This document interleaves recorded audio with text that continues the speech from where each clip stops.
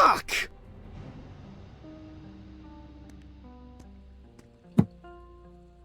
Great. That's all I need. What if it was Red Pete?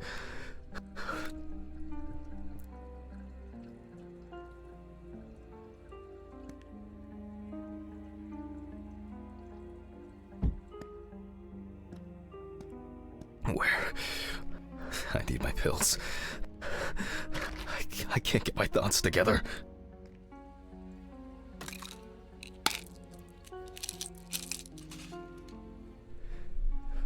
Okay. I'm gonna have to report this to the police. Christ. Why did the neighbors not report anything? I'm calling Steven.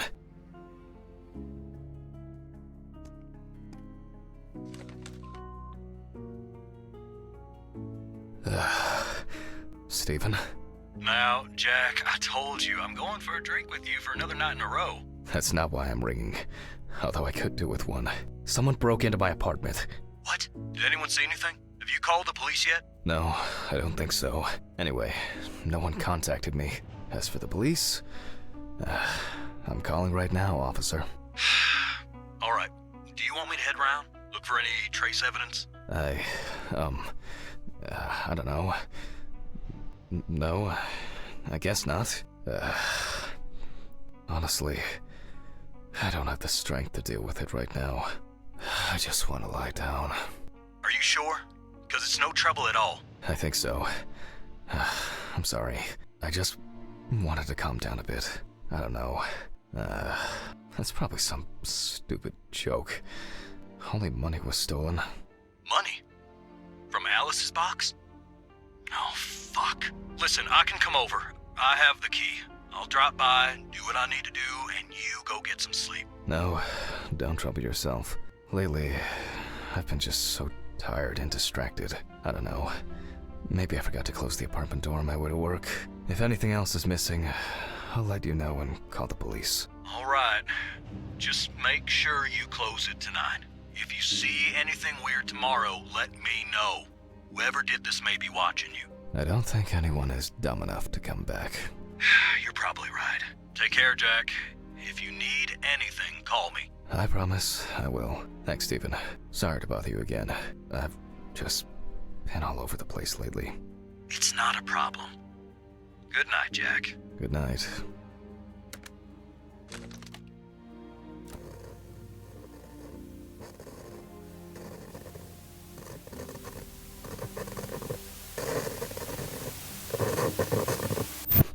What?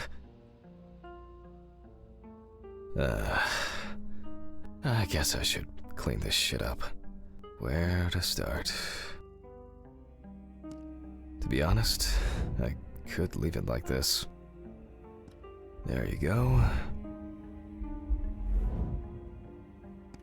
I still don't understand why Alice liked this painting so much. I'm glad this didn't break. Jack, why? I think I'm just tired. Shit. The glass in this thing needs to be replaced.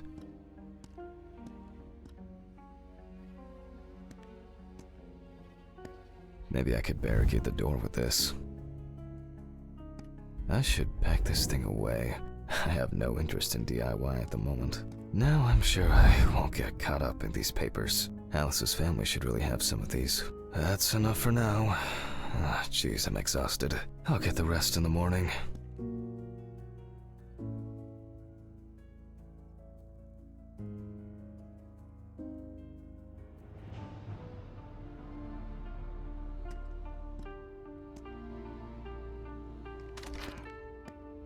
Oh yeah, I should take my pills.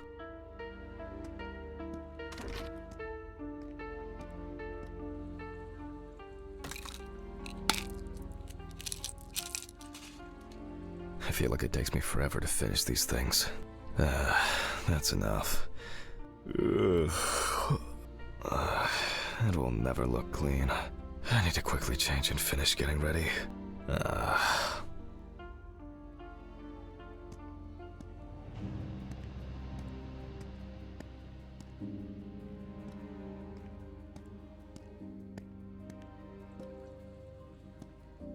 I'm gonna be late for work again.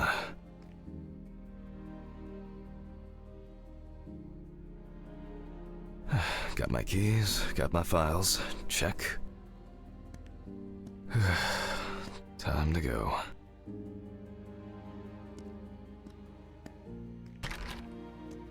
Remember to close the door properly, Jack. I'll ask the neighbors tomorrow if they saw anything suspicious. Ugh. I wonder if Ridley fixed the coffee machine.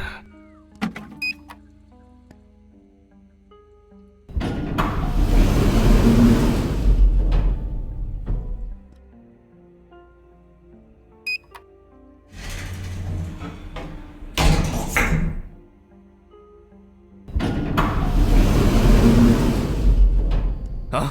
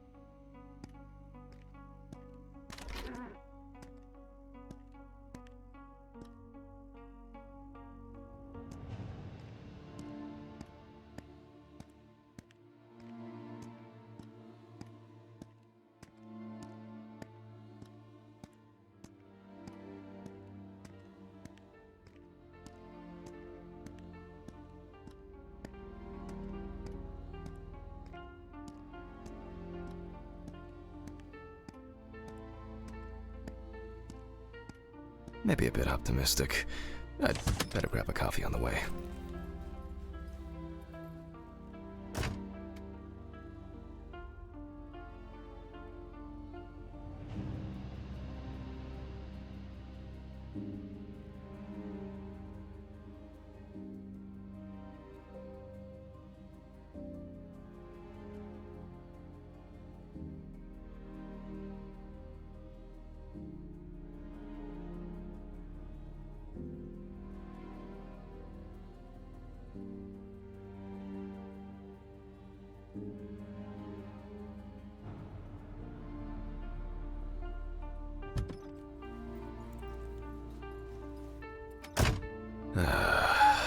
I'm exhausted. I wonder who Stephen brought in today.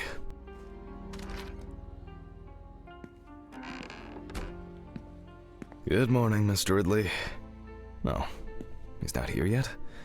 No, I'll do without him. I hope he... Oh, come on. He was too lazy to even wheel the gurney to the autopsy room.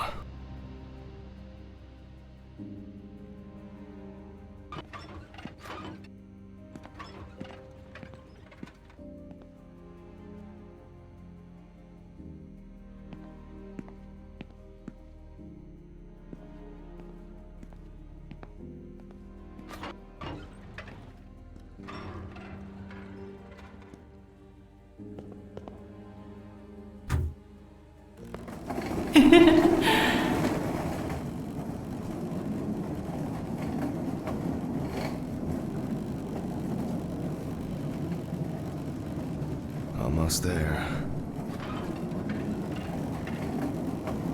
Now for the tough part. The body needs to be moved. Where's Ridley when you need him?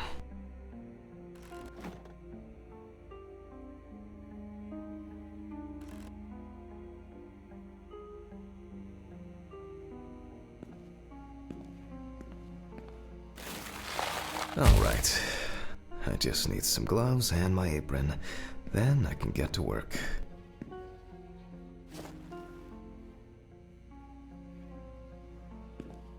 I'm going to need my tape recorder for this.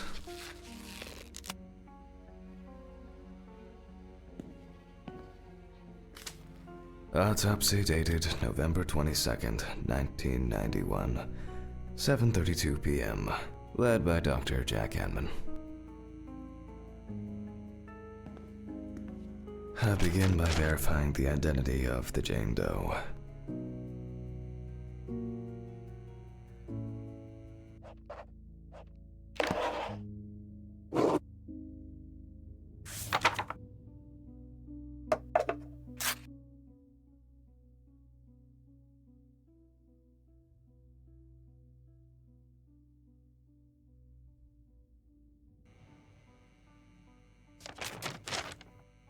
It's most likely Harper Lloyd, age 35, found in a well-owned house by her neighbors Leonard and Dorothy Chelsea, reported missing for a week.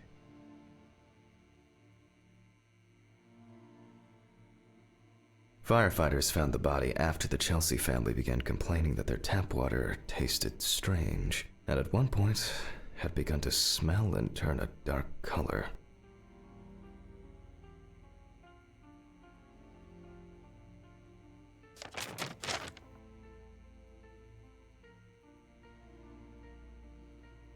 It is also known that the deceased was diagnosed with affective bipolar disorder.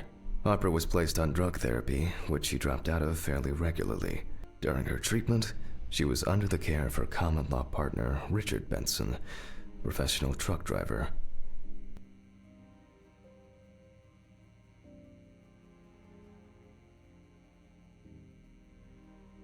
The last person who had contact with the deceased was her partner. Harper's last message read as follows: "I'm gonna take a shit in their stupid well. Then we'll see who has the last laugh." Nice one.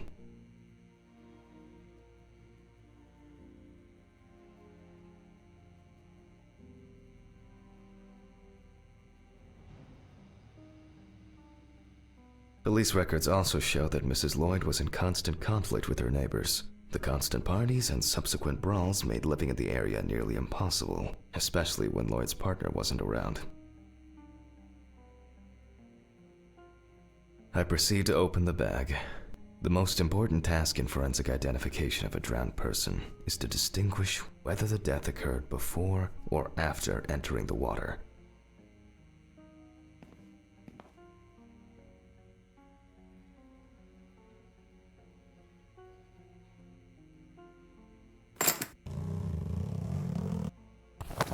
Okay, that could have been worse. I carefully removed the victim's clothes so as not to damage the skin. The deceased was found fully clothed.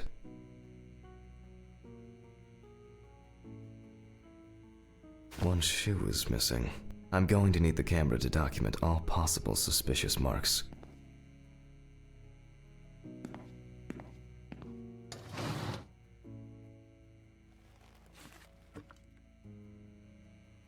Definitely the first thing that stands out is the very advanced post-mortem gigantism.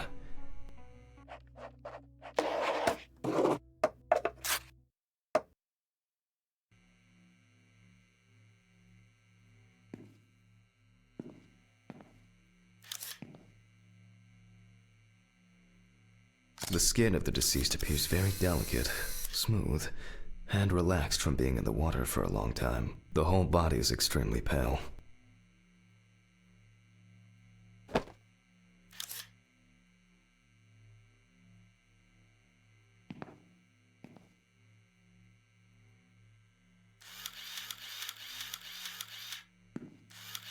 There are bruises and hemorrhages on the neck. These usually occur due to increased inhalation when fighting to breathe underwater.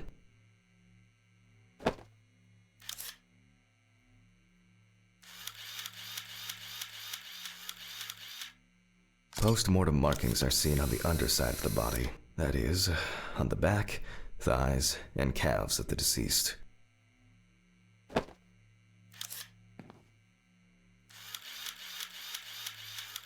It's likely that the deceased was lying on her back when she was fished out.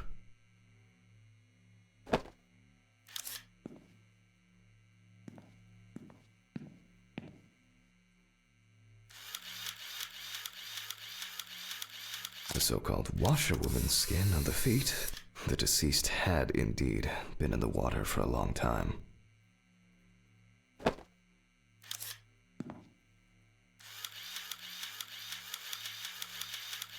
The skin on the hands can be easily separated from the body. The separation takes the form of a glove.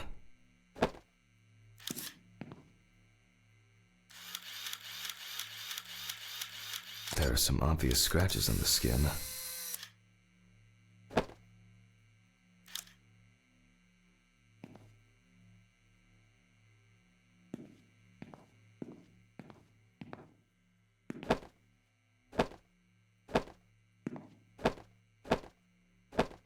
So, after the preliminary exam, it's time to take a closer look at this.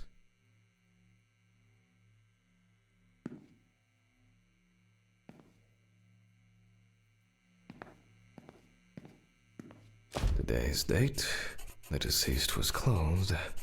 Rigor mortis does not need to be checked. Based on the state of decay, you can be sure it has subsided.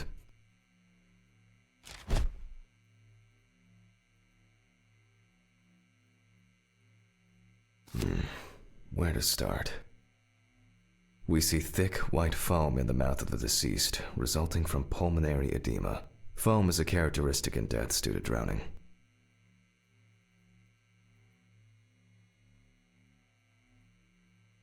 There are obvious scratches on the skin, especially on the back and hands. These could be defensive wounds, evidence of some sort of altercation prior to death.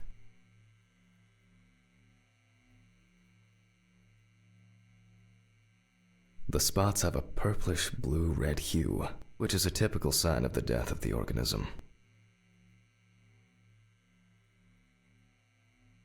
Yep, pretty typical. Livor mortis are formed as a result of putrefaction of blood in the veins.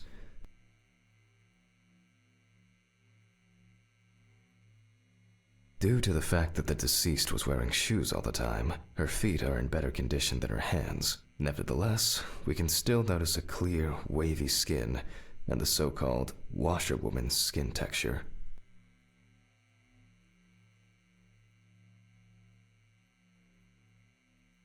No obvious signs of struggle. The skin on the hands would have easily peeled away from the flesh. Some of the fingers have already lost their nails.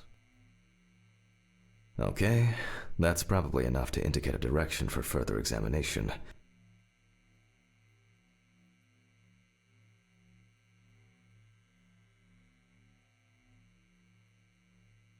I'd better note that down in the records. Marks found on the neck and foaming at the mouth are typical signs of drowning people.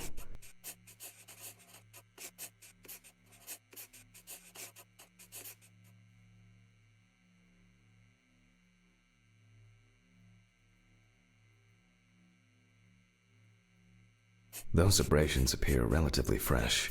No healing or scarring is visible.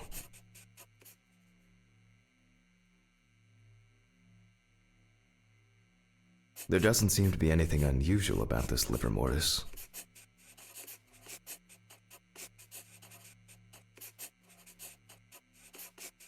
Considering the deceased's penchant for drinking alcohol, it could have been a mere accident.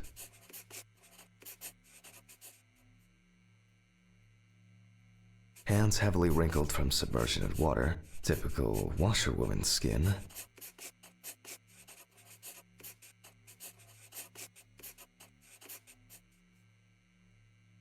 Diffuse spots are caused by blood rotting in the veins.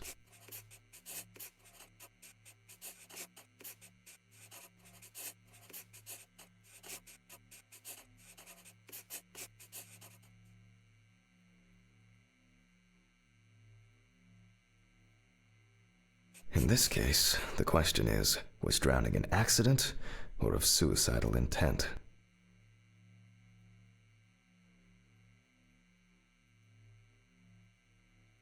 Maybe it's just an abrasion, or maybe the result of a fight and being pushed into a well. A simple trip, loss of balance, and as a result, you end up in a deep hole with no way out. Their distribution suggests that the victim was probably lying on her back when fished out of the water. Fortunately, the skin on the hands didn't fall off. Otherwise, I'd have trouble identifying the deceased. Livor mortis of a different color could indicate poisoning with carbon monoxide, cyanides, or nitrates. However, this is not the case here. That's all for now.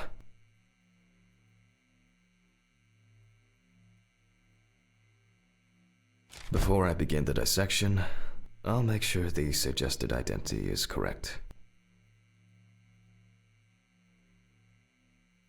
The suitcase with the fingerprint equipment should be around here somewhere.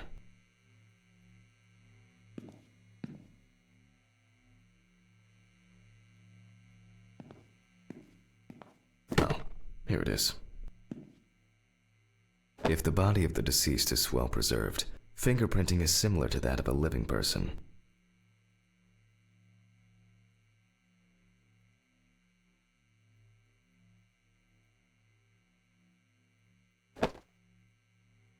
With decomposing bodies, the tissue of the pads and the fingers tends to shrink. To remove these shrinkages, a mixture of glycerin or air is used.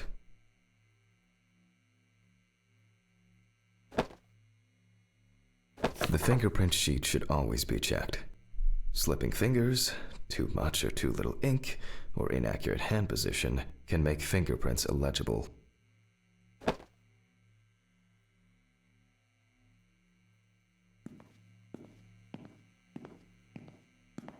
I'm going to conduct a dactyloscopic examination. If in fact the deceased is in the police database, I will find her.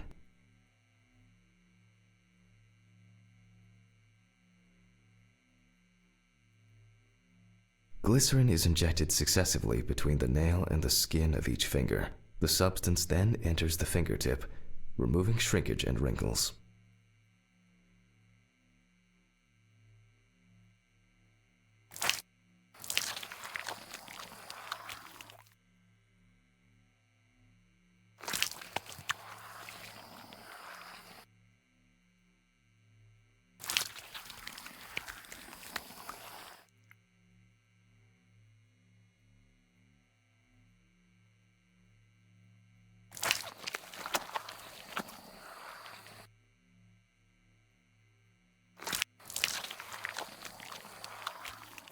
Now I take a brush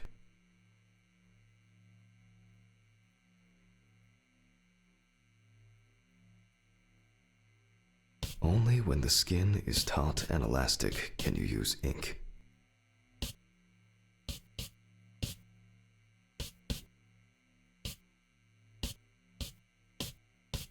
I think it's enough. I'm getting fingerprint samples. In the case of drowning victims, you have to be extremely careful. The skin may fall off the hand like a glove when you take the print.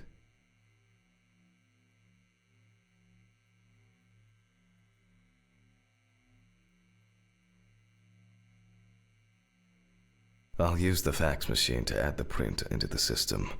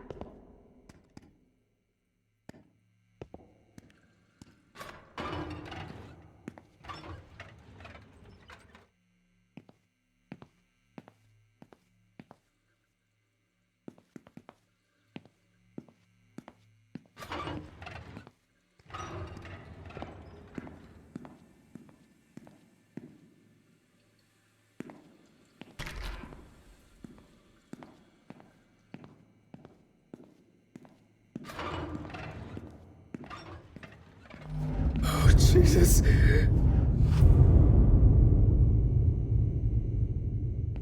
Green button, and...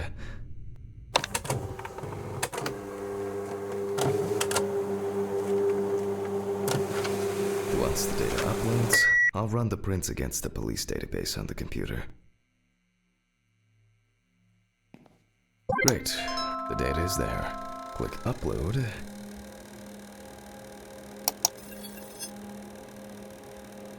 Now, go through the database and find a matching print. Expect possible hours of fun.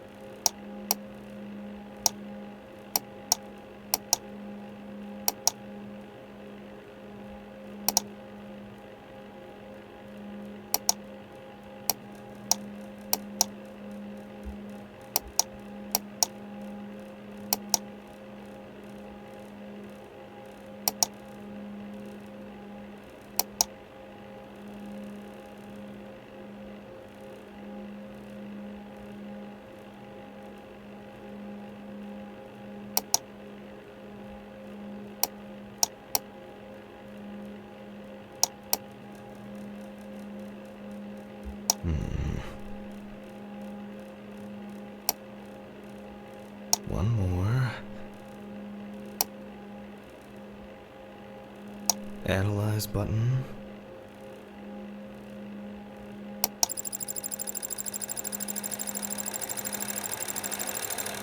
And we have a result. Everyone has a story to tell, even if it's just a police record. So, as predicted, the deceased turned out to be Harper Lloyd. That went smoothly. I'll print this out and attach it to the medical records.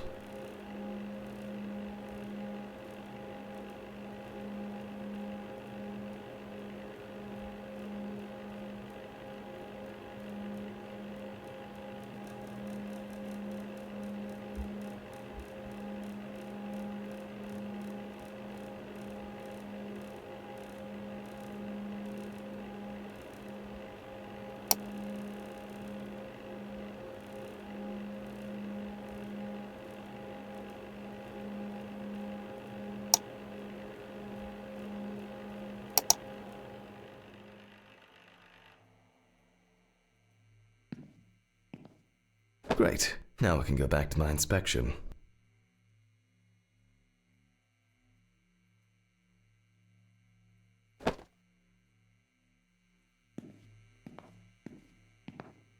I'm adding the name of the deceased. I'll start the internal examination by taking fluid from the victim's brain. A needle inserted through the nose will do the trick.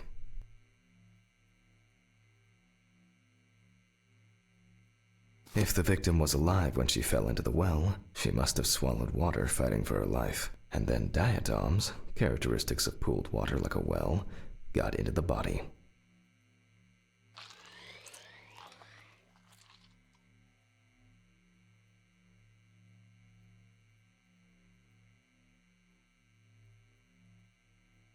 In the meantime, I'll check the sample under the microscope. I'm sure that these algae traces will be found in the samples taken from the well where police found the body.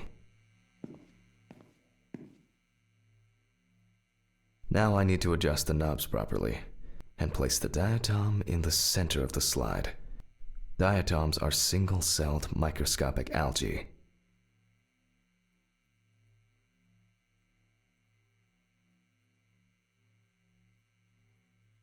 I won't even notice an army of diatoms from this distance. Great. This way I'll see if I'm dealing with a large concentration of these algae. The aperture still needs adjustment. The image is too dark. Oh, I'm finally starting to see something here. It's not a dirty lens, I'm afraid, but rather a bad focus. And perfect.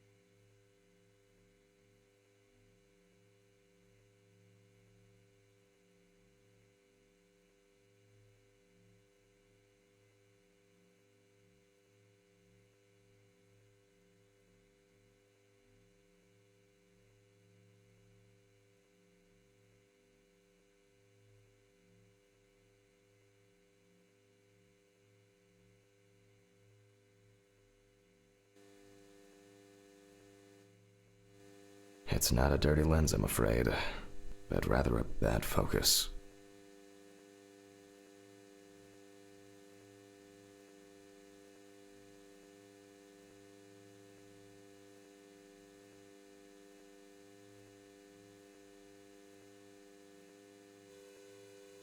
The aperture still needs adjustment. Oh, I'm finally starting to see something here. Nah, too much light. Oh, I'm finally starting to see something here. I won't even notice an army of... Great. This way I'll see if I'm dealing with a large concentration of these algae.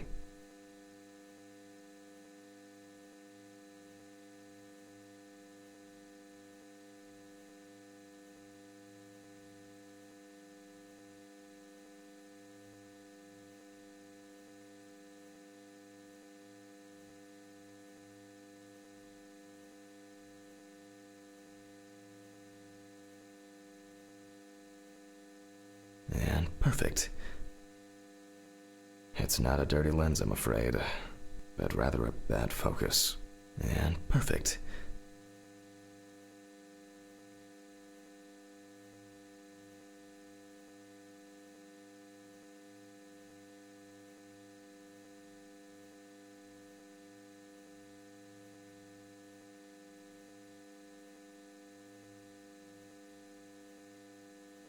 As expected, we find the aforementioned algae in the solution.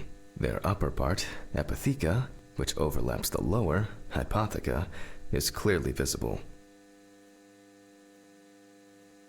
The presence of diatoms in the brain samples taken indicate that the deceased was certainly alive when she fell into the water and was possibly conscious.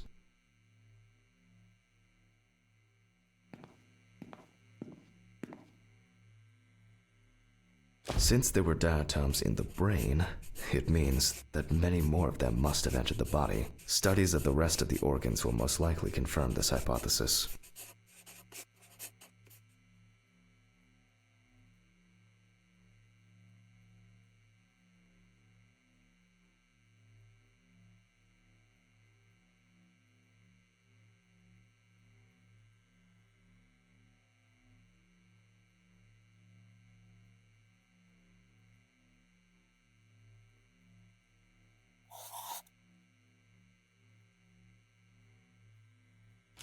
finally get to the practical part.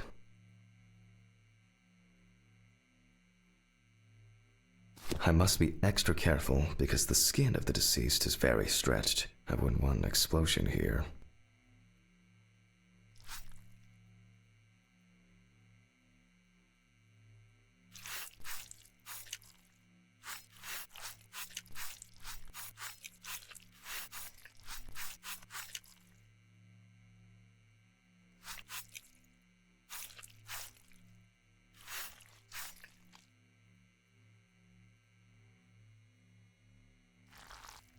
You can immediately see a very large swelling of the organs. In addition, all internal organs are very congested.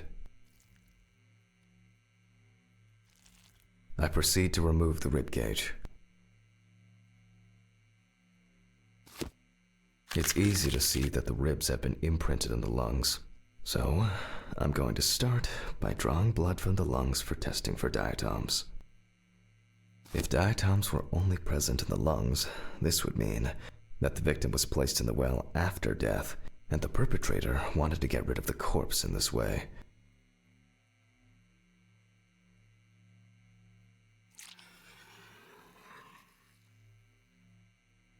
Now, I remove the lungs and proceed to their examination. Taking the lungs in my hand, I feel that the tissues have lost their elasticity, which is the result of water emphysema. In addition, there is significant swelling of the organs, and as a result, we have a nice imprint of the ribs. The emphysema itself, it's clear how far it's progressed, which is characteristic of drowning.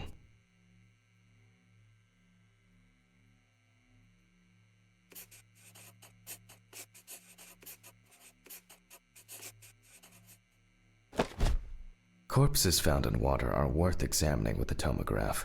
However, I can't count on such luxuries, so I must reach for a more archaic technology, a bucket and water.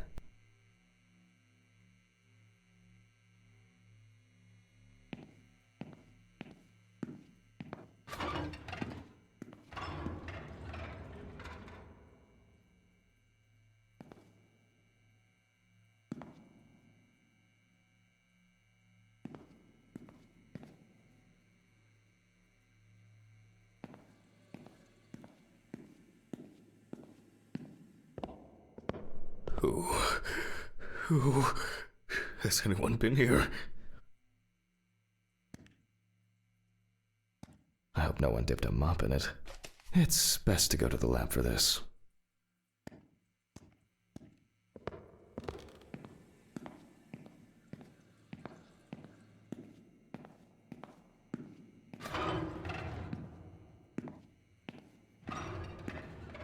Historically, the lung float test is used to detect infanticide.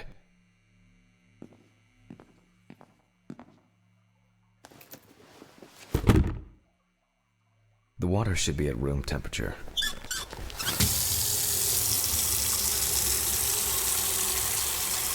That's enough. To test for this, I have to place the lungs in a container of water. This checks if there is air in the lungs. And speaking of lungs, everything is ready to bring them here.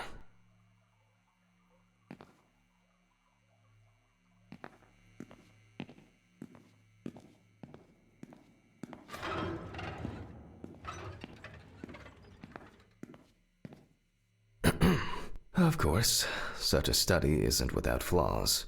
Air may have entered a newborn's airways during resuscitation attempts. Gases released during decomposition could also give a false result.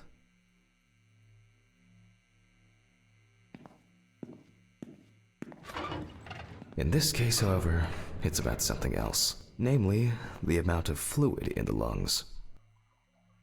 To test for this, I have to place the lungs in a container of water and wait to see if they fall or if they will float on the surface.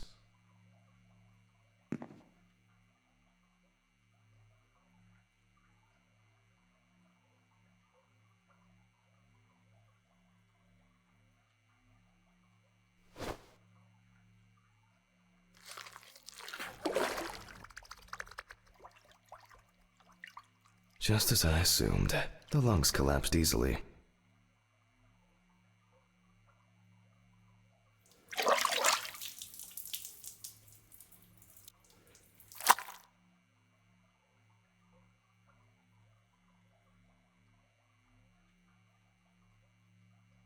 Fluid could have entered the lungs during panic attempts to catch breath underwater, but it could also be the result of bacterial infections or cancer, so further investigation is needed.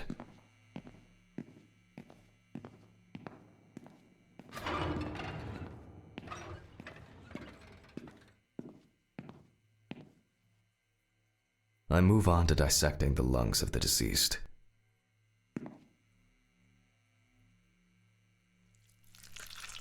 You can hear the distinct, very unpleasant crackling of the tissues being cut through.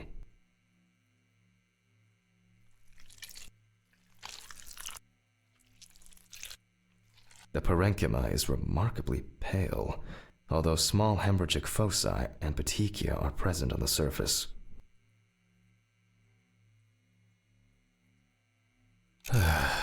All right. Now, I will check the collected fluid under a microscope. If we find 20 diatoms on the slide, it can be considered drowning, and our result is not false positive due to possible contaminations.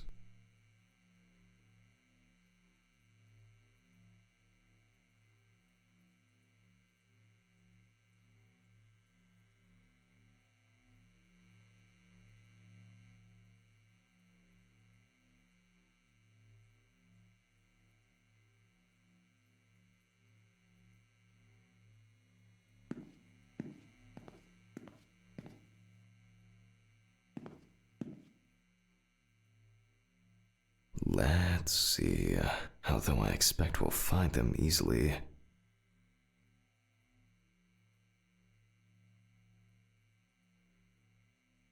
I won't even notice an army of diatoms from this distance.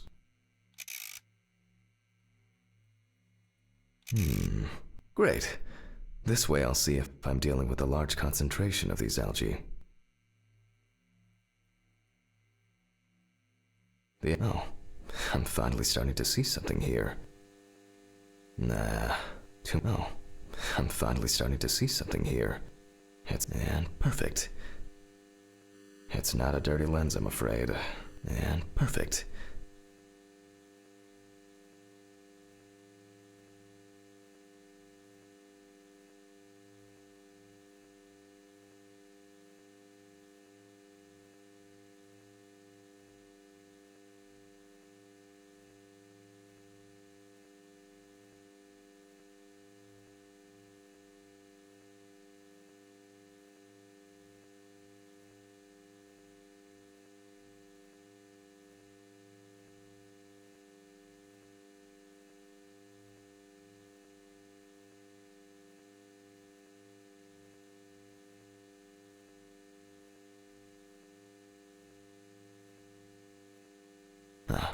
As expected. In solution, the diatoms are clearly visible. There are smaller and larger clusters of them. There will definitely be more than 20 of them. I'll make a note of all this.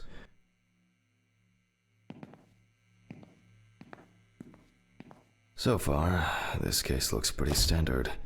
It's clear from the beginning that it's drowning. Well, the procedure requires me to check everything anyway.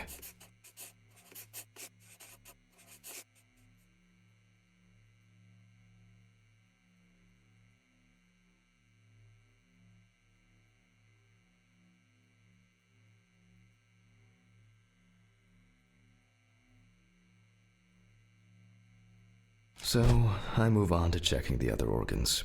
I ligate the heart, and then remove it for inspection.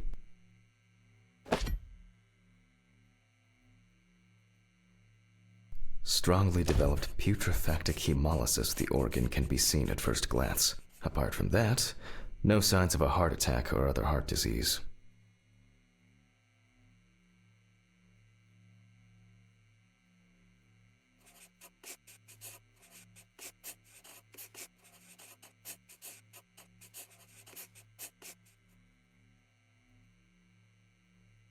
I move on to the next organ. This time, it's the liver.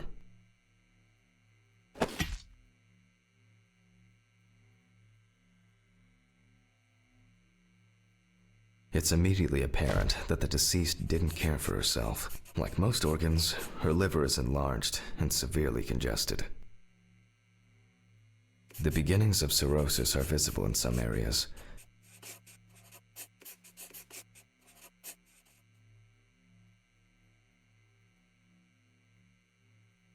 I transfer the organ to a board and proceed to dissect.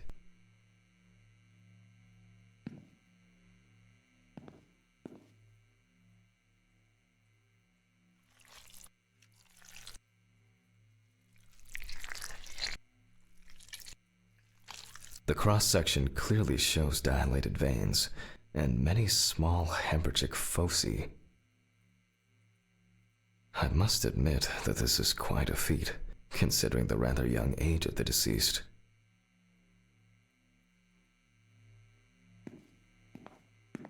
Harper enjoyed drinking so much that she might not have lasted a few more years.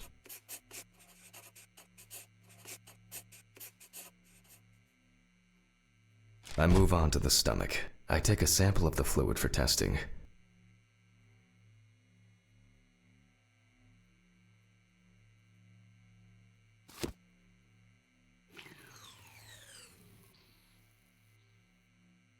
It looks very turbid. I'll see what happens after spinning, but that's in a moment. Now, I carefully ligate the organ, then cut it off. It's enlarged, probably full of putrid gases. I transfer it to the board and carefully open it, checking the contents.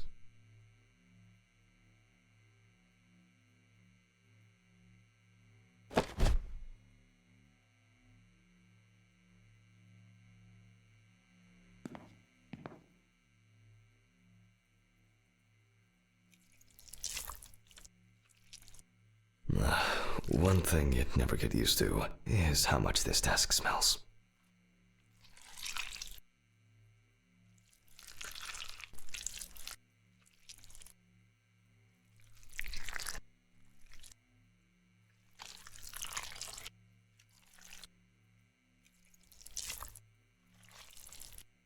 Okay, the stomach is full of fluid and unidentified organic matter, which is probably leftover food.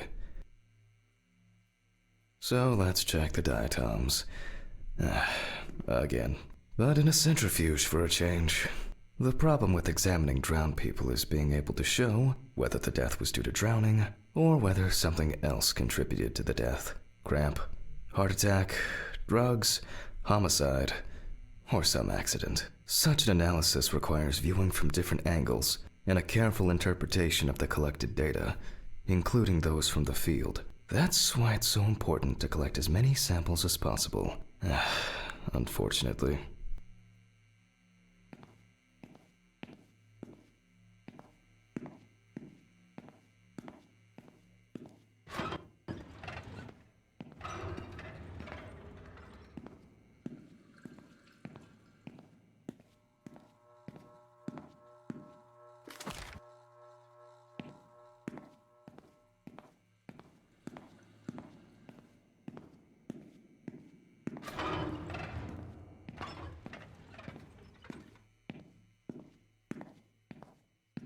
Okay, this is one last little sample.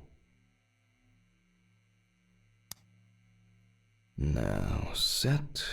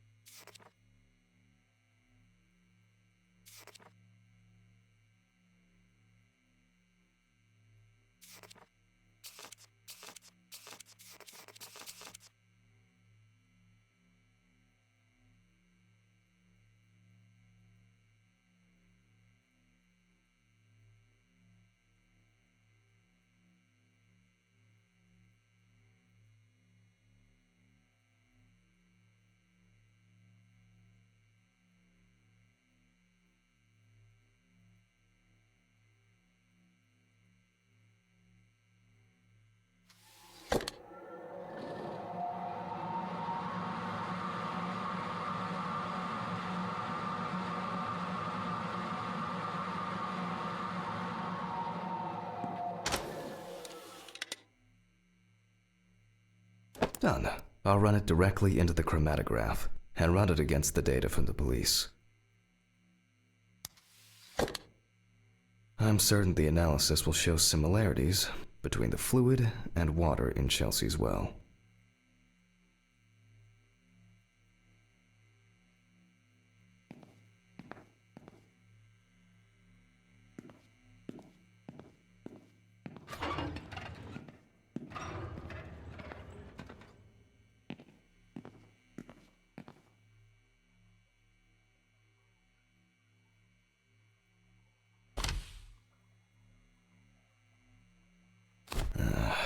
Let me think.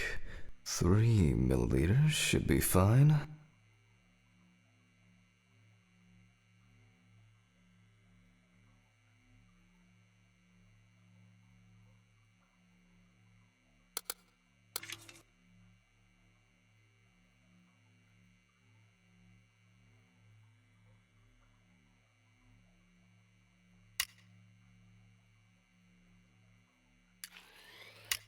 Okay, now it's the chromatograph's turn.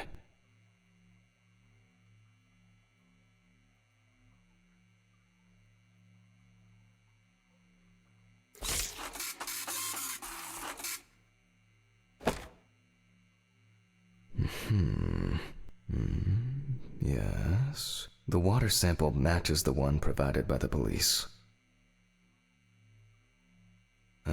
Well, the results are quite clear. I was hoping it would be a more interesting case.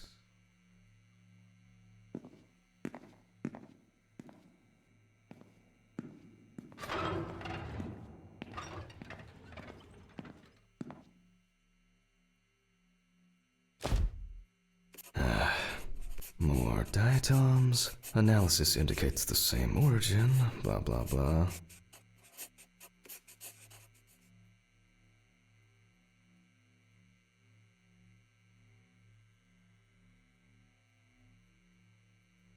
There's little left to do.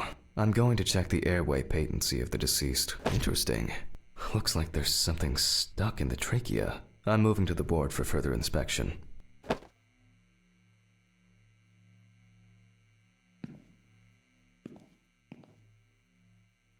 I dissect the trachea and open the organ.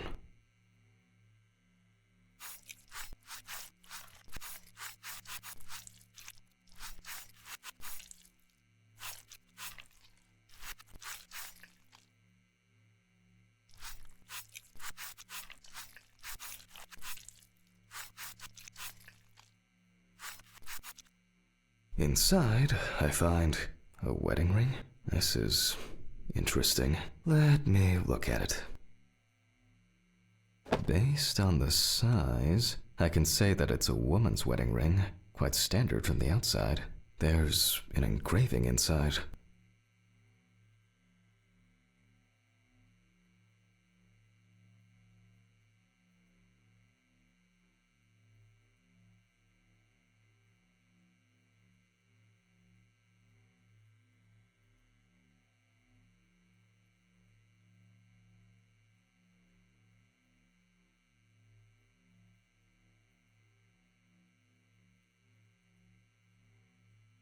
What the fuck? But this is my ring. Alice's ring. But how did it, but this should be at home. I have it. At home. I have to check this out. Where are my meds? Where the fuck are my meds?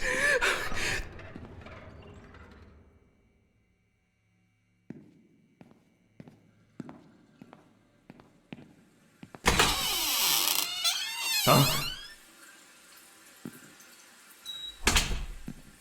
Jesus Christ! Hope these all make it go away.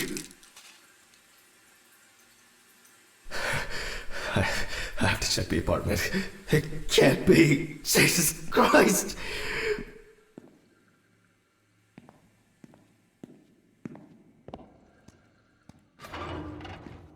Mr. Ridley. Mr. Ridley! What's all the ruckus? I need to go home. Immediately. What? Now? I have to. Have you seen anyone here this morning? Anybody suspicious? No, there was no one. Dorothy was, but only for a moment, then she left. What's wrong with you, Hammond? Okay. Thanks. What about the corpse? I'll come back, I promise. Jesus Christ!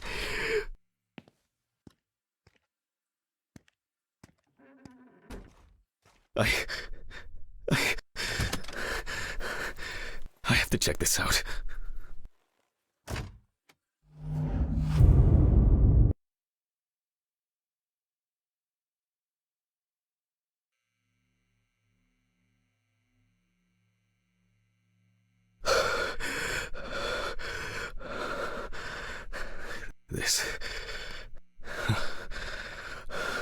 This can't be real. Where is it? Where is it? Where?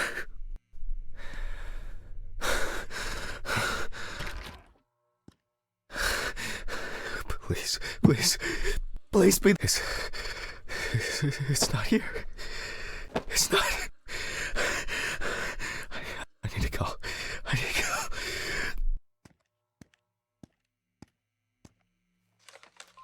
This is sick! Fuck!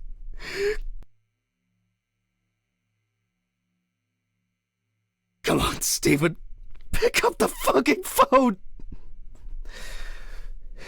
Hey. What's up, man? They took the ring! What? What ring? What are you talking about? They took the wedding ring. Alice's wedding ring! One sec. You mean burglary? You said nothing was missing. Yes, I know that! I don't know. I was jittering. Maybe I didn't notice. I don't know, but that's not the worst of it. Calm down, Jack. Breathe. What happened? I found it in the trachea of the deceased I was working on. Do you understand? I pulled it out of a dead woman's trachea! What? I don't know what's going on. You think Red Pete wants revenge? He's playing with me, huh? I knew it. I knew it from the beginning this was going to happen. I didn't make it up! Jack, listen to me. Try to calm down. Don't leave the apartment.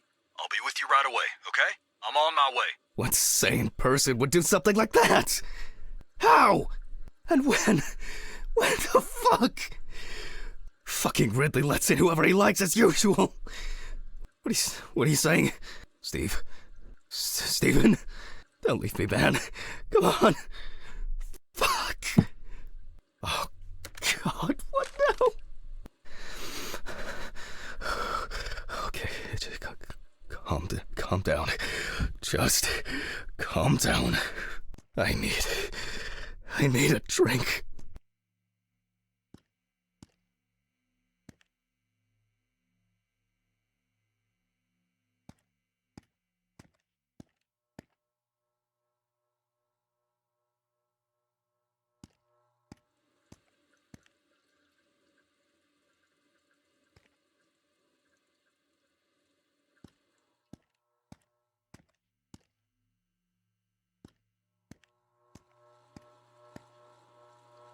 Jesus. What's going on?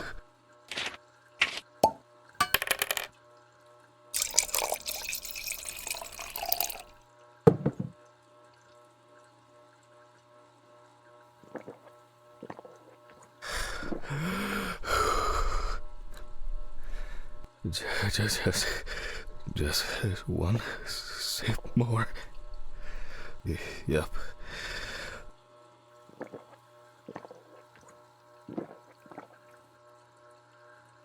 Jesus.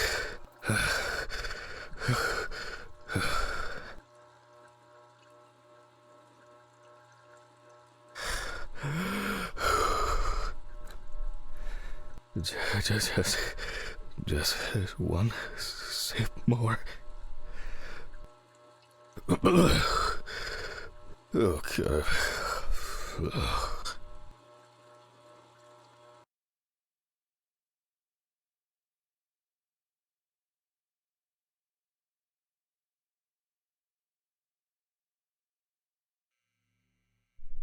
All right.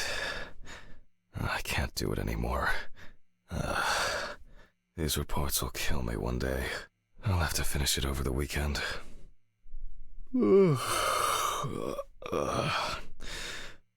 It's time to go to work. I should take out the trash first. Jesus. Fuck. Maybe I'll just ignore it.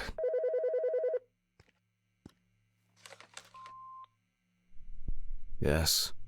Hi, this is Charlotte. I guess I interrupted you again? Oh, hi. No, I just... I wrote reports in those last sections, and I was just about to leave for work. I always know when to call. Yeah, definitely. What's up? How are you? I'm good, thanks. What about you? Okay, nothing new. I had a few days off. Oh, that's nice. Then... Did you have a moment to look for something for me? Something for you? Well, the photo with, the photo I asked you for? It hasn't come yet? Oh, sorry, but I said it a week ago. No, not yet. Maybe I'm too impatient. I'm sorry for rushing you. You have so much on your mind, I thought maybe you forgot. It's okay.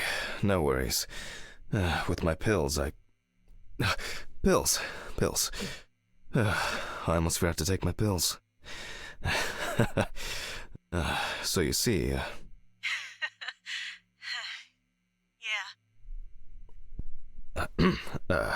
I have to go now. Yes, sure. Let me know if you still haven't received the letter. Then I'll try... well, maybe I'll find something else. Oh, really? Could you? It would be great if you could. Really. Yes. I know it means a lot to you. Well, I won't hold you any longer. Thanks. Bye. Bye. Take care. Bye. Damn. Did I mess up the address? How am I gonna get those pills?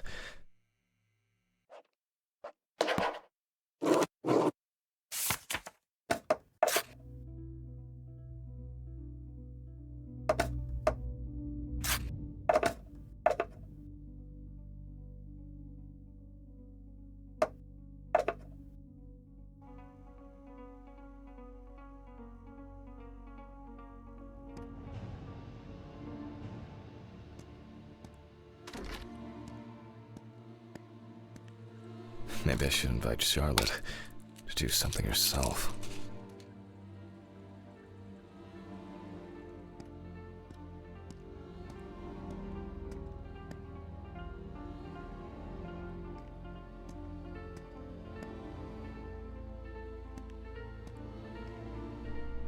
Ugh. Why is it so wet?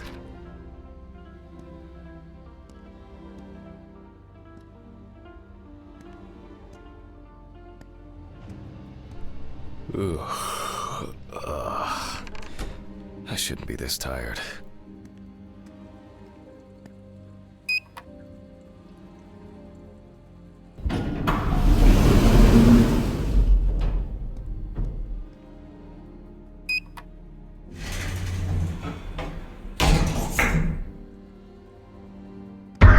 Fucking hell!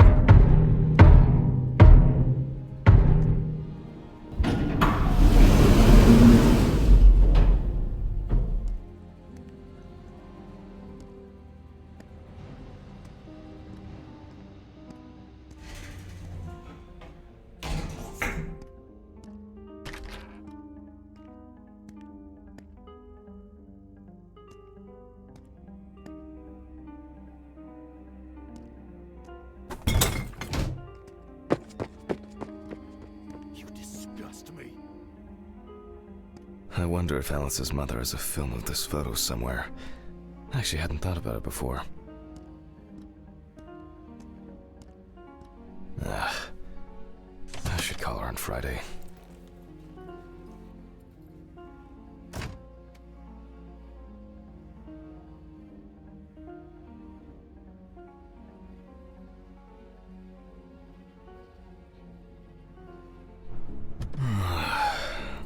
Oh, God. Why do I like sleeping so much?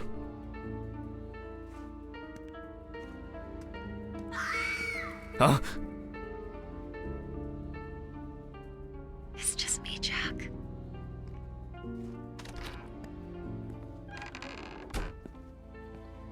Good afternoon. Isn't it a bit early for you? I missed our invigorating conversations. Has Stephen brought the body? Yeah, the trolley's in the hall. Maybe wheeling it to the dissection room will be invigorating enough for you. Huh. I've missed how friendly and helpful you are.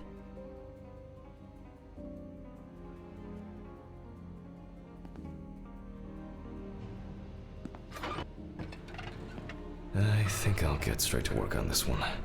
Focusing on something will do me some good. Christ, this one's heavy.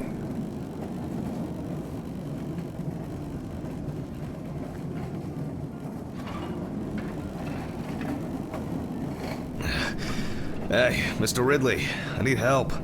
I can't lift this bag myself.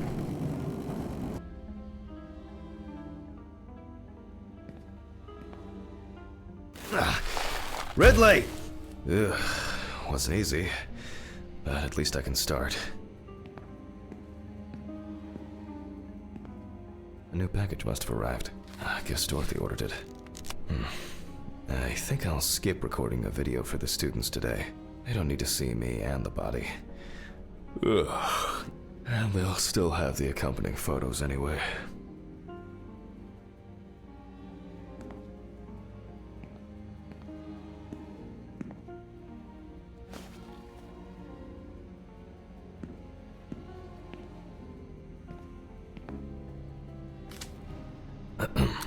November 27th, 1991, 5:14 p.m.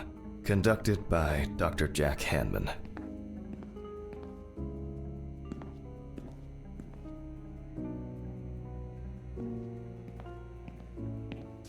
James Evans Jr., also known as Jesse. Age about 30, weight 130 kilograms, height 180 centimeters. Evans had previously been convicted of possession of stolen goods, robberies, and drug trafficking. There were also attempts to accuse him of leading a criminal group responsible for burglaries in the New Orleans area. What? Burglaries in the New Orleans area? This is... It's a rather strange coincidence.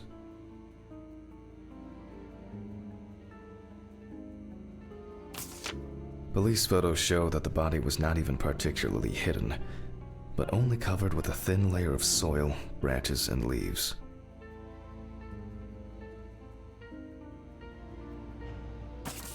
The body was found naked and mutilated. Clothes, probably belonging to the deceased, were found lying nearby.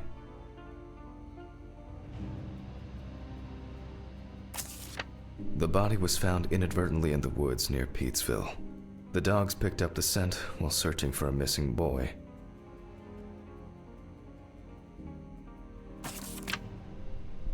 The deceased's father, James Evans Sr., is a local businessman. He was the one who reported the disappearance. At the time of the report, his son hadn't been home for 3 days. Sounds disturbing. I wonder what condition the body is in then. I'll start by opening the bag.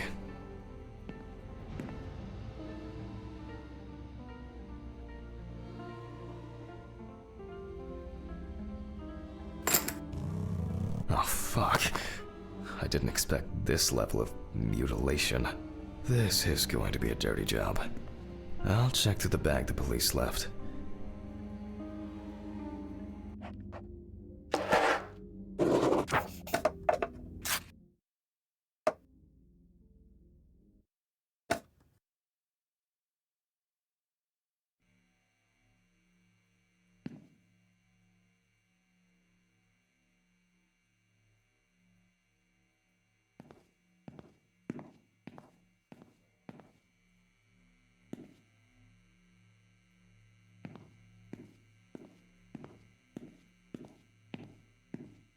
Maybe there will be something worth noting about the victim's clothes.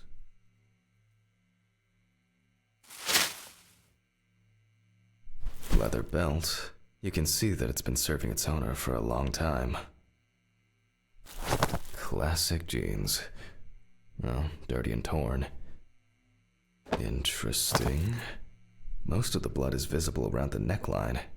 However, after decapitation, I would expect a larger stain, reaching much further. Mainly traces of soil. It's a bit like the perpetrator's pulled his shirt over his head. Something's stuck here. It looks like some kind of ecdysis? Scale? This could point to an animal being responsible.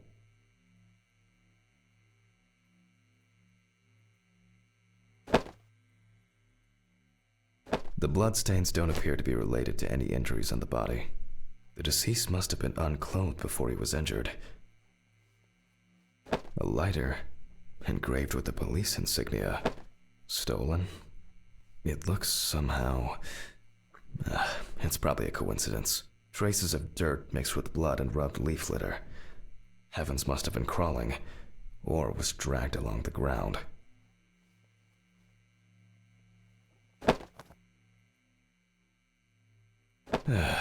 Certainly not my style. Traces of blood and plasma. It could have been used to stop or reduce bleeding.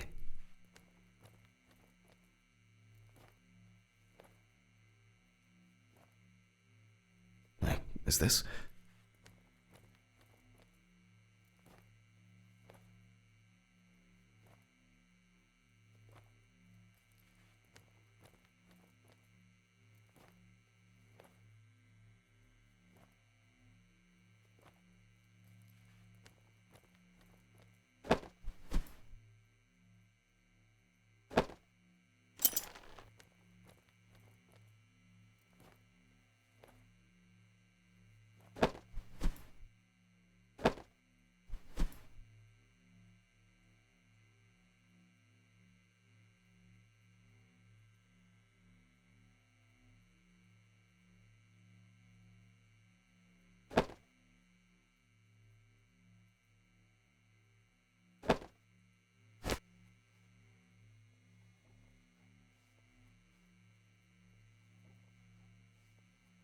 And here, another animal souvenir. It looks different than the previous one. The only thing I can tell from the clothes is that before his death, Evans had either put up quite a fight, or the attackers simply dragged him along the ground for a long distance. In turn, and this is certainly strange, the injuries themselves were inflicted only when he was naked. Okay, I'll take a look at the scales. They seem too different. Dorothy once brought an animal encyclopedia here. She performed an autopsy on an exotic animal smuggler. The guy suffered an accident while transporting illegal animals. Not only were the police needed on site, but it took nearly a day to round up his cargo. Dorothy had a hard time with that case. Did the impact kill him, or did one of the animals he was transporting do him in? They even talked about it on the news. People were terrified that some reptile would just come out of their can and grab him. Okay, the book.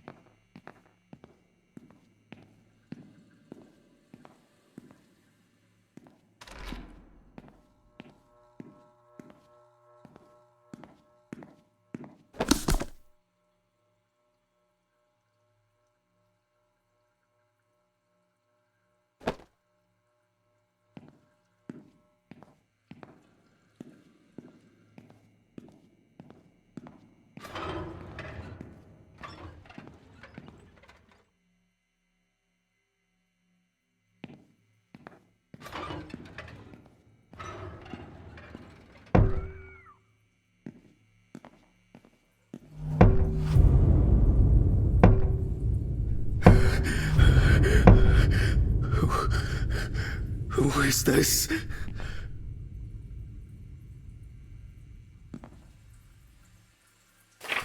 All right. Which page was it? Ugh.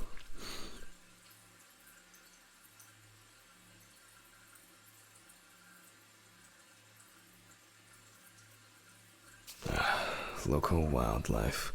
I bet I'll find something here. I'll first have to check the body for marks, and then come back to it.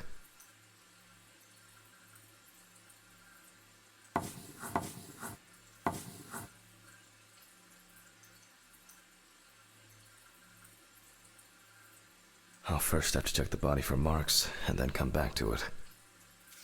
Not this area, but who knows?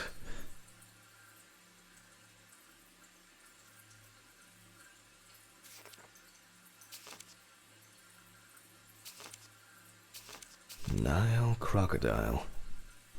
Formerly worshipped as a god in ancient Egypt, and today just by kids at the zoo.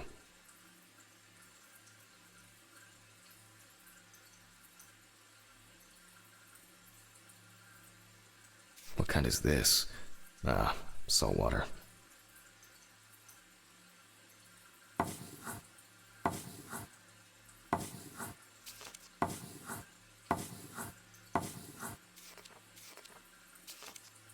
Oh, yes. This turtle turned out to be a killer. He ripped off the guy's wrist and tore him in a few other places. Aggressive beast.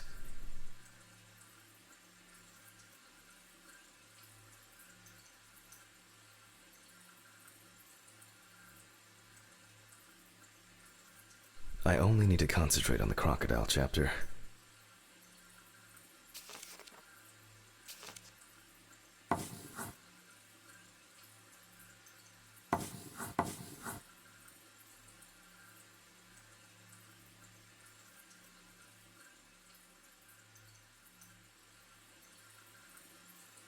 An interesting pattern, very diverse, but that's not the one.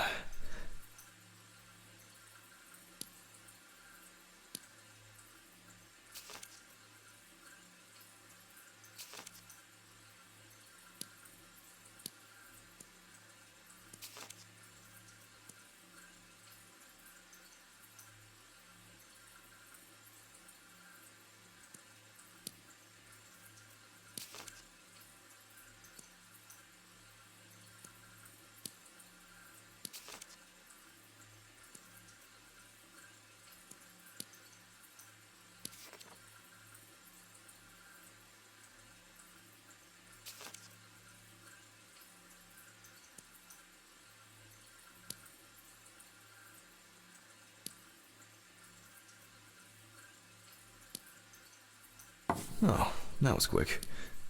I wouldn't expect anything else.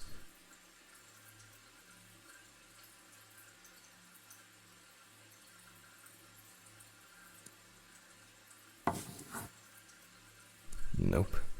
It's a completely different color and structure. That's strange. I don't know why I'm even bothering to compare it.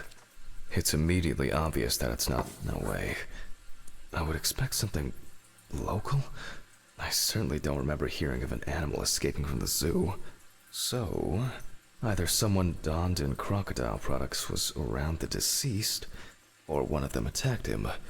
I'll examine the body and take photos. If an animal attacked him, there'll be traces.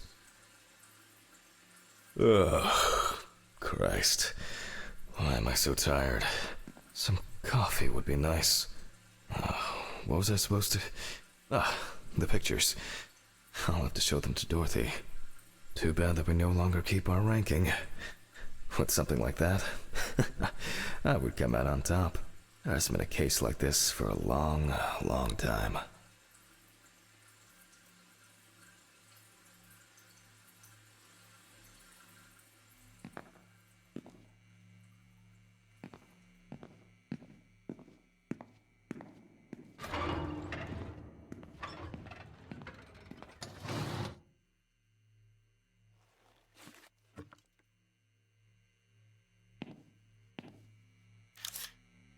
All right, I'll begin.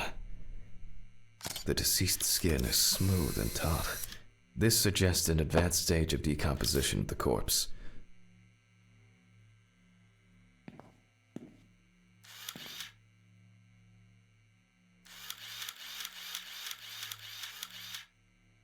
It's unlikely that a human would make such a wound.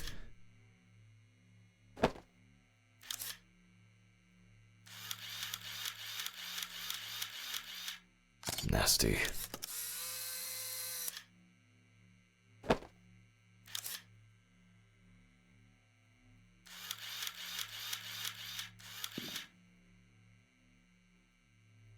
Such a wound could not have occurred during the victim's lifetime.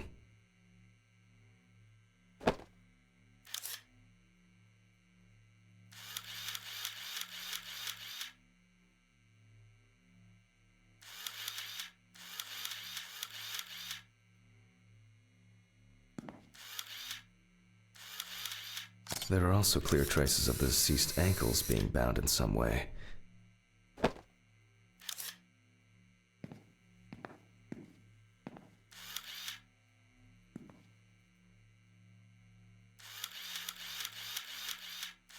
Evans couldn't have tied himself up like that. It looks like some sort of attack or kidnapping.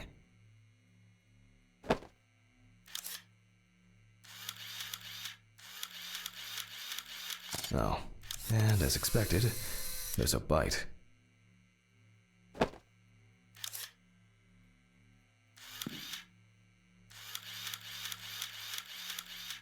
No head. That's not hard to miss.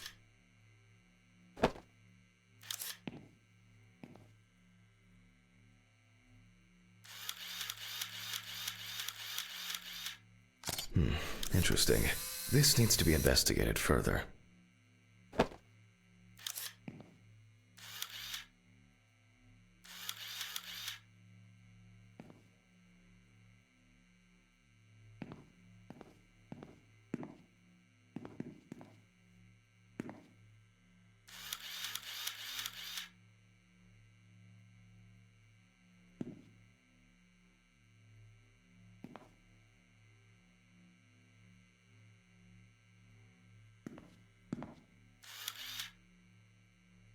This wound appears to have been made by a sharp instrument. I need to gather my thoughts together.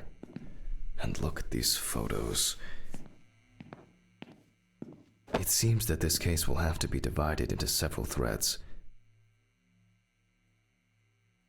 Like torn meat. But I can't tell from the photo what animal did this. I wonder whether the decapitation took place before or after death. To check.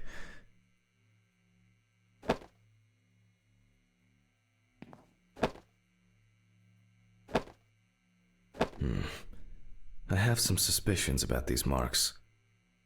The work of animals can be seen here.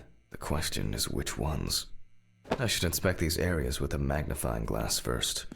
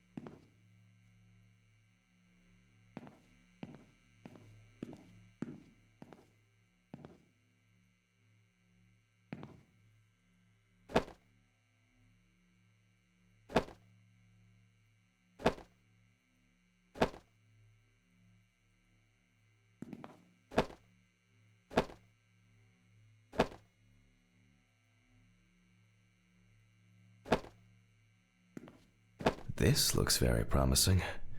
The bite is clearly visible, and should be easy to compare with the encyclopedia and identify the culprit. I just need to make it a little bigger.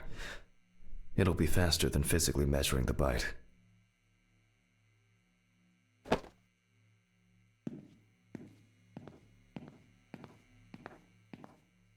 hope I put it in right.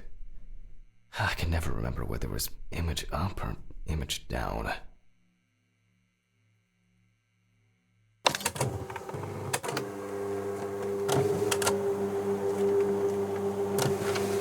At university, I didn't have facilities like...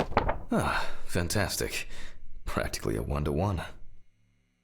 Just some tracing paper, a pencil, and I can check these in the encyclopedia.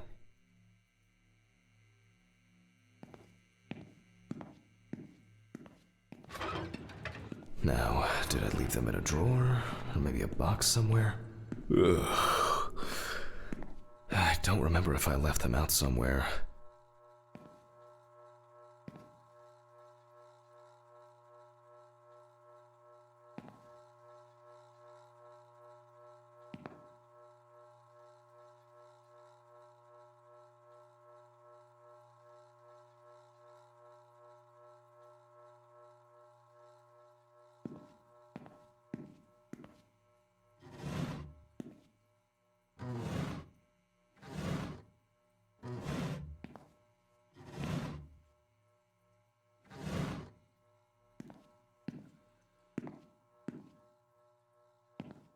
Archives. Just as lifeless as the corpses they concern.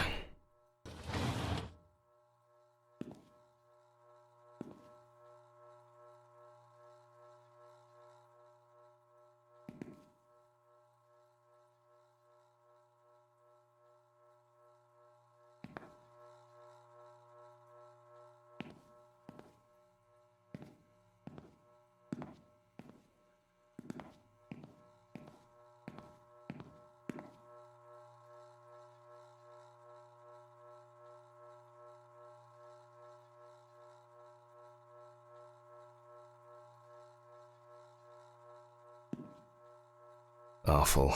It would be good to finally repair the coffee machine.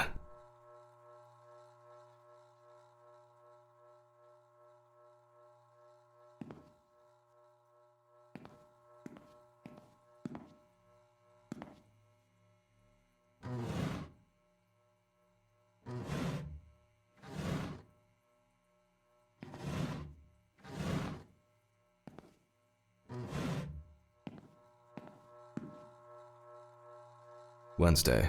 It's not my favorite day, although it's certainly better than Monday.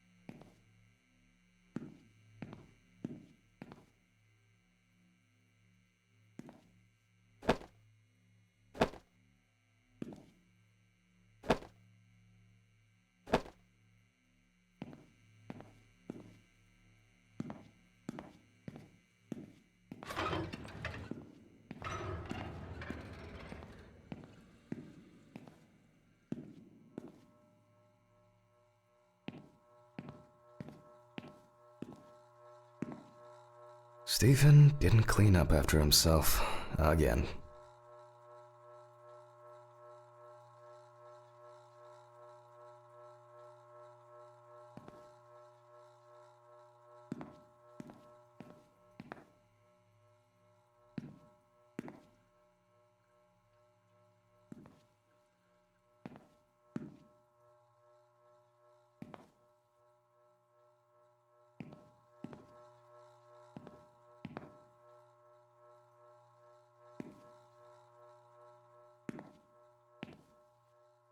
Archives.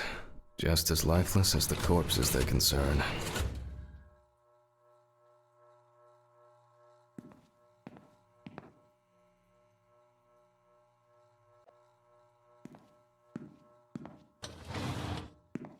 Oh, looks like I can tidy up after myself. Sometimes.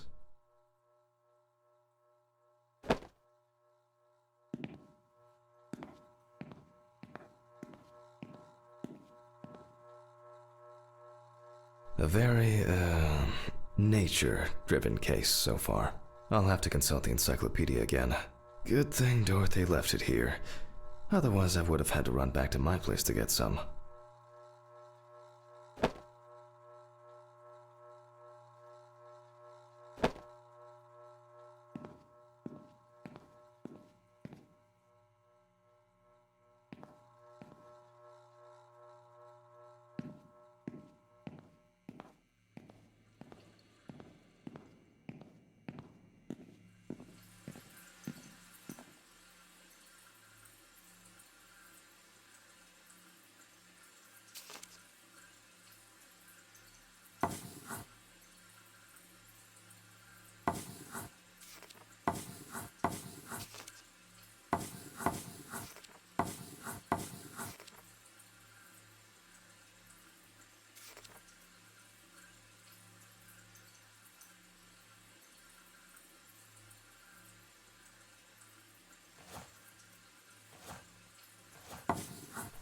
It makes sense. This would also explain the mold found in the clothes. It turns out that some of the wounds can be safely blamed on local alligators. However, we cannot blame them for the decapitation.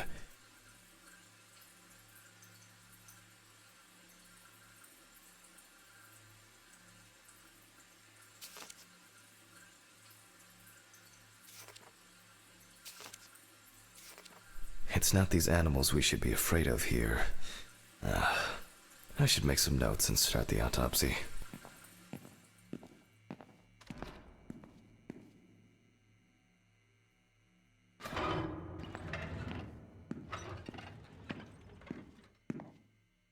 Ugh.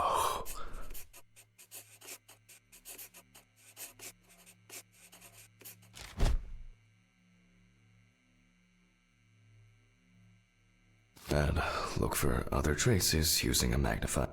It doesn't look good. Evans wasn't decapitated with one cut.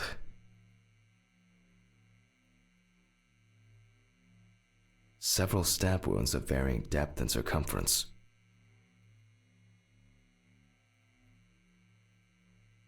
It looks like the killer might have missed before they finally hit the neck.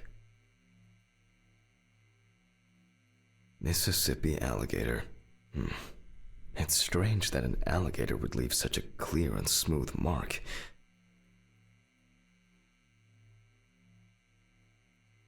Looks like an uneven bite. It's worth taking a closer look at this. Maybe there will be some remaining teeth marks.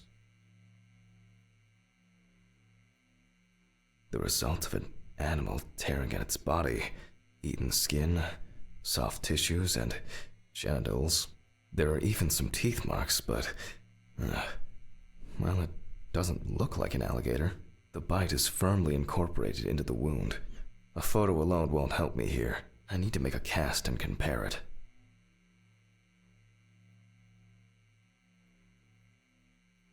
Evan's right side must have been more attractive to the crocs and insects. Very strong binding marks. You can see peeled epidermis and small wounds.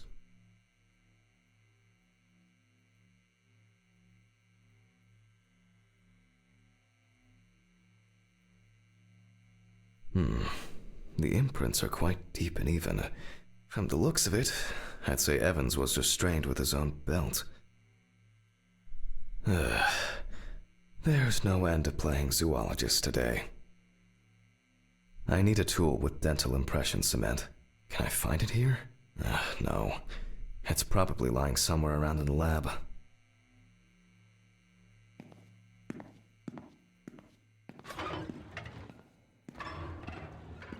I hope the cement hasn't expired.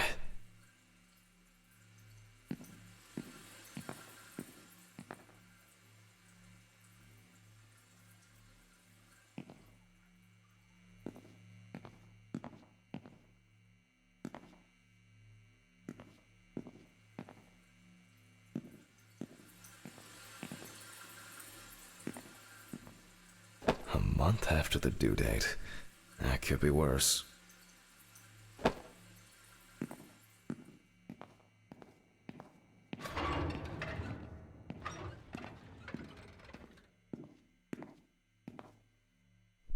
Now I need to cover the bite area. Wait until it hardens. I think it's ready. The cast looks quite contaminated from the other wounds in that area. Well, let's hope the imprint turns out better.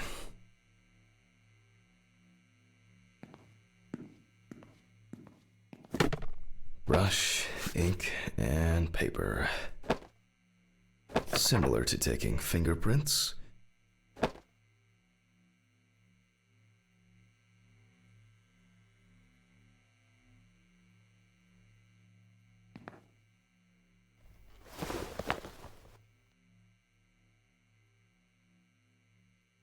Paint over the area.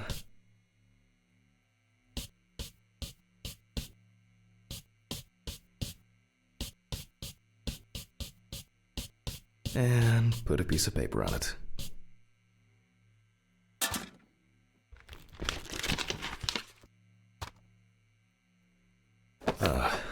That's very strange. I'll run it through the facts and check it on the computer. I really don't want to believe what I'm seeing.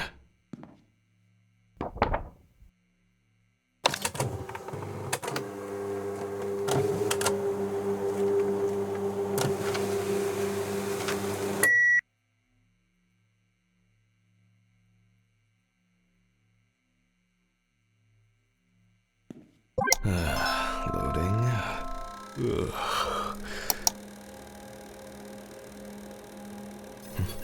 What?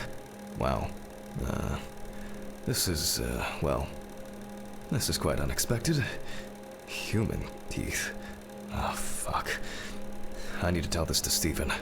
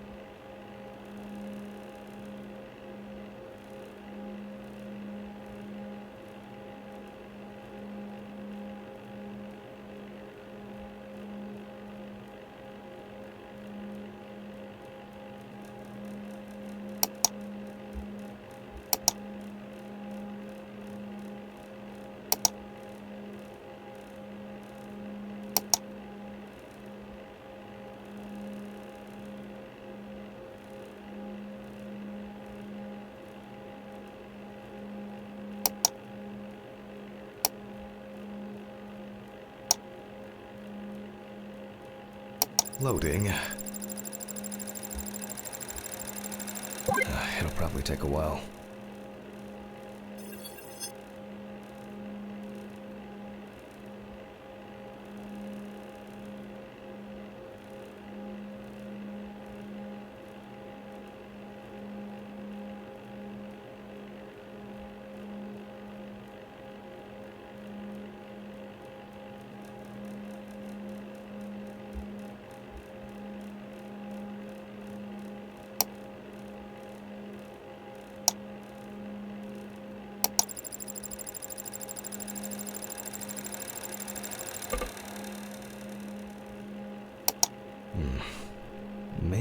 everything is cataloged correctly.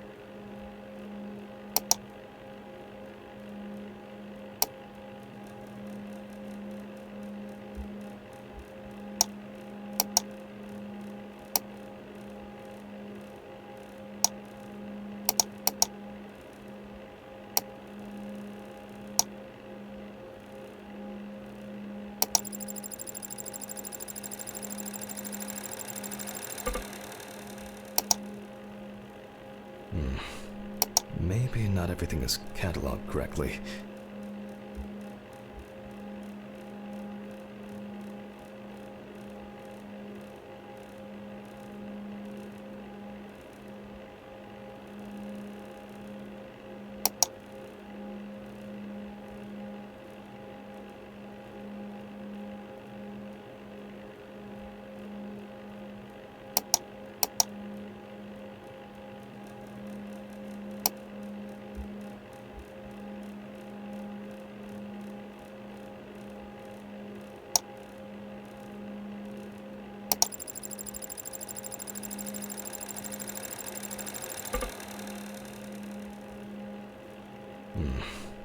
Maybe not everything is cataloged correctly.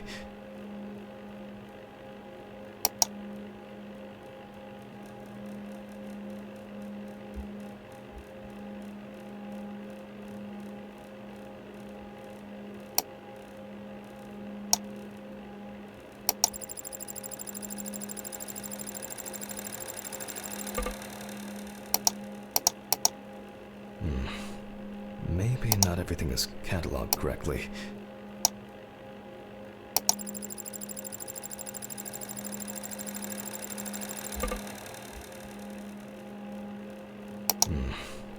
Maybe not everything is cataloged correctly. Loading. It'll probably take a while.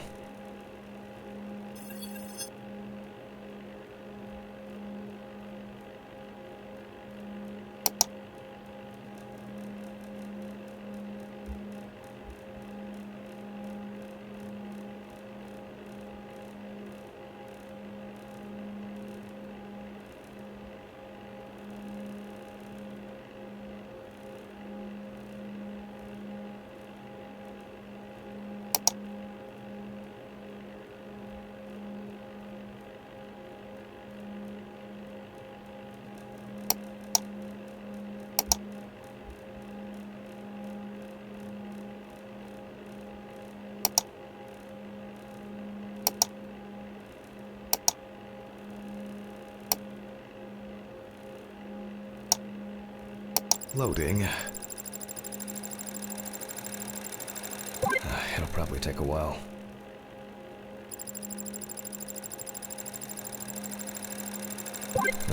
Finally. What? The partial impression I have may match several people. Okay, this one is in prison, so he's out. Another in prison. Oh, here's someone with quite interesting tendencies. Oh, he's dead. It doesn't fit. This one doesn't either. I'm afraid this will remain a mystery. The killer's profile is getting more and more interesting.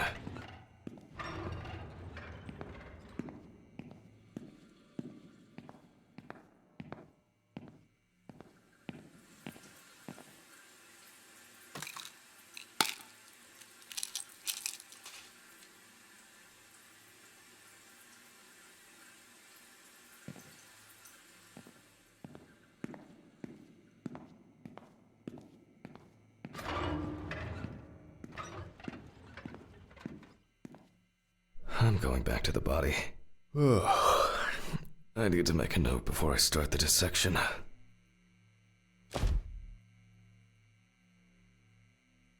You can see that the tool used was sharp and smooth.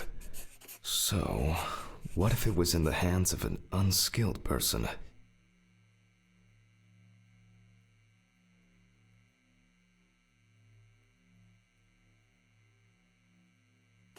They look quite shallow.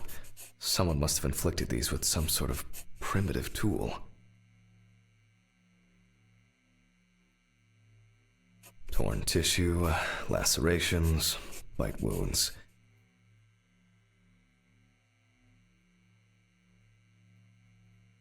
This wound turned out to be more troublesome than I thought it would be.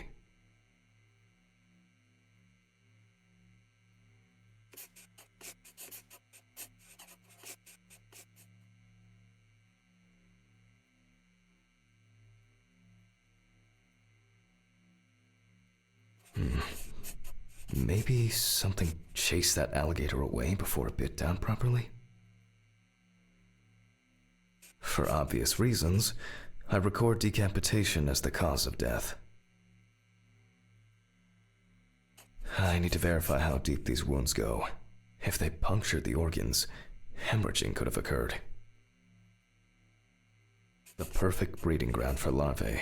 Fortunately, the deceased doesn't care about it, just like we do now.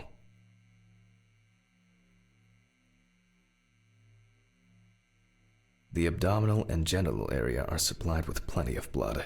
If the penis was bitten off while he was alive, Evans could have bled to death.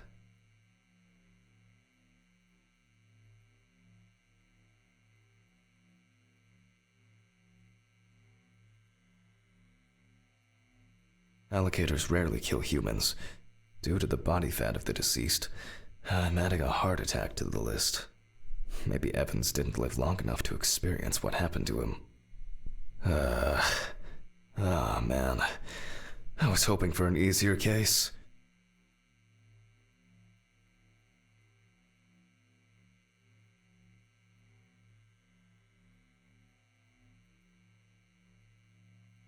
Time for internal analysis. Finally. First of all, I'll try to determine whether death occurred before the decapitation, or if it ended Evan's suffering.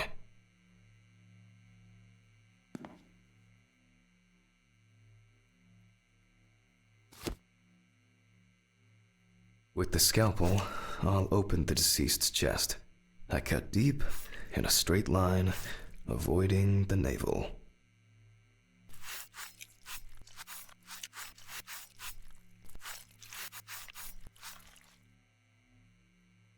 We see a lot of fat tissue under the skin.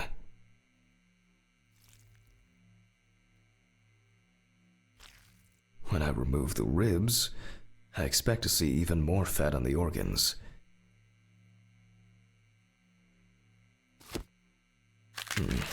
Correct. High levels of internal fat, organ size above average due to obesity. I move on to the lung analysis. The deceased smoked cigarettes, and this is the culprit. Well, it didn't look like the holes were that deep. Such hemorrhage could have been caused by hitting the chest with a blunt object, or a puncture directly affecting the organ. They appear to be of different depths. The cross-section is uneven. Open pneumothorax should be added to this. The deceased could have experienced extreme hypoxia, and, as a result, obstructive shock.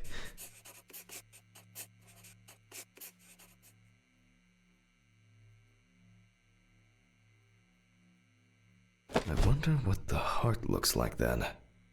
The organ is enlarged with very clear, light yellow traces of steatosis on the surface. No signs of heart attack. But similarly to the lungs, there is a trace of puncture with a sharp object. In pneumothorax, the heart rate increases. In the event of such a wound, this would mean bleeding out faster and more. In turn, a sudden increase in the amount of fluid in the pericardial cavity could lead to cardiac tamponade, which is also a life-threatening condition.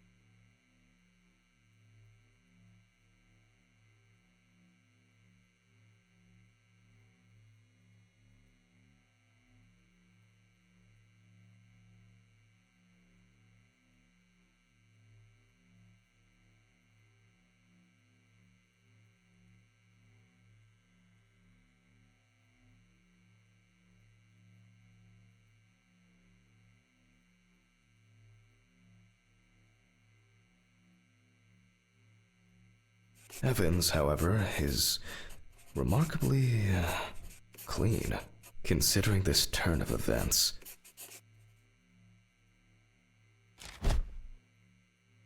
This all looks quite disturbing. I wonder if I'll find anything on the liver. The organ is fatty and enlarged. The beginnings of cirrhosis are obvious. Well, that's it.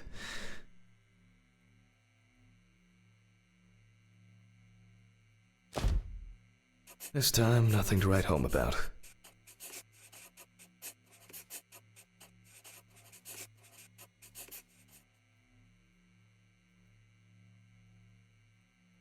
So, I proceed to carefully remove the stomach. Like most other organs, it is fatty and clearly enlarged, not to mention swollen, partially due to gases, but mainly due to the deceased's lifestyle. I take the organ to the cutting board. The outside is intact. I'm going to check the contents.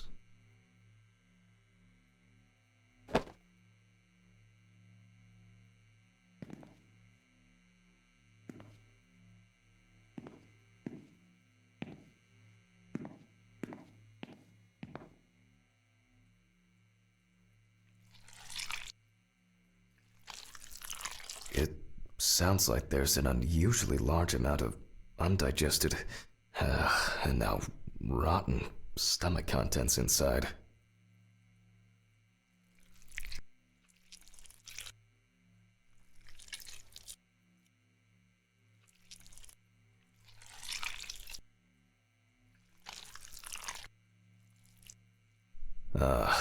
Blood.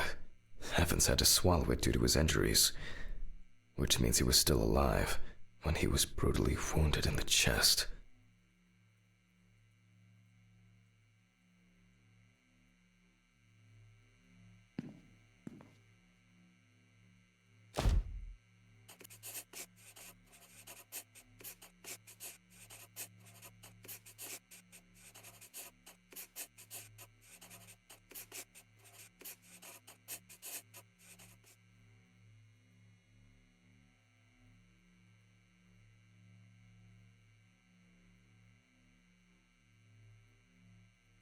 Only the trachea left to be examined.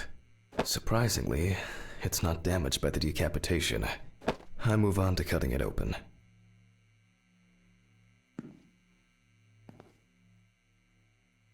Okay, I carefully cut, and...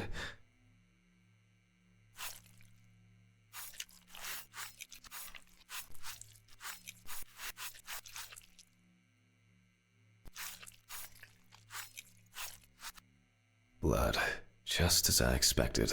Evans not only swallowed it, but also choked on it.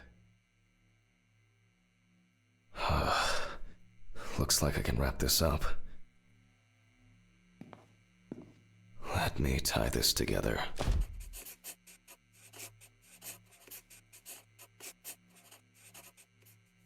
After he was abducted, stripped, and tied up, he was dealt several penetrating blows to the chest. Then his head was cut off. Evans was deprived of his genitals, and the body served as an easy meal for the animals.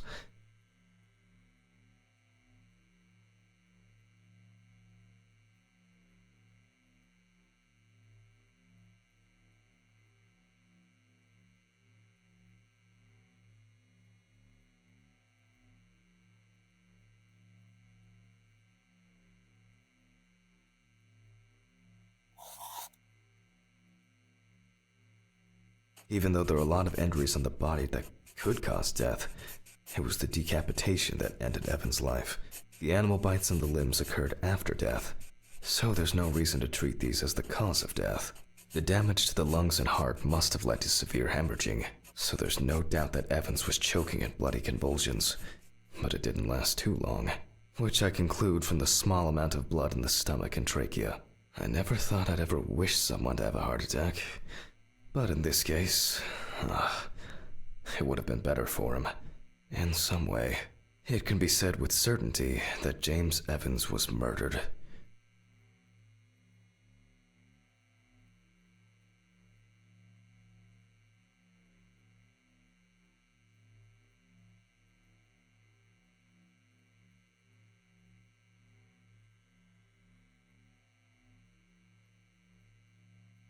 Oh well. I need to stitch this poor guy back up.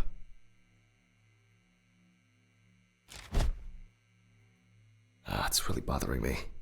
Something's not right here.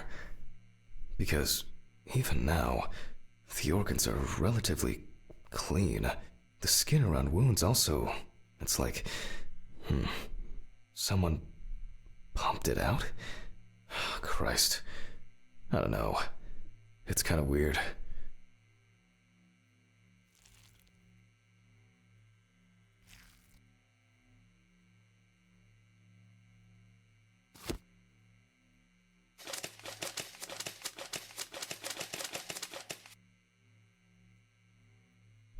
I'll leave these questions for the police to solve. And now, I get to head home.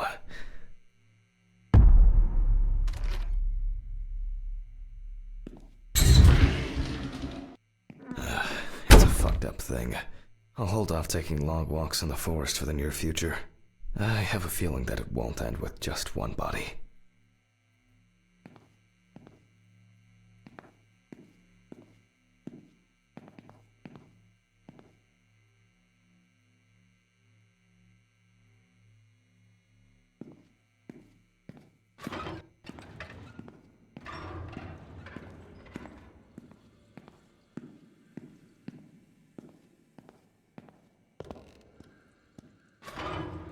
Good night, Mr. Ridley. The body's ready to be picked up. Sure. Good night.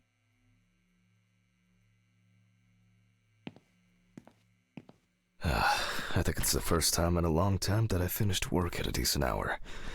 I'll get home and... What? I can't believe what I'm seeing. Oh, come on. Fuck! When did I get a flat tire? What the fuck? Oh, come on. This is impossible. What's this supposed to mean? Why is this happening? Oh, someone is messing with me again. Oh.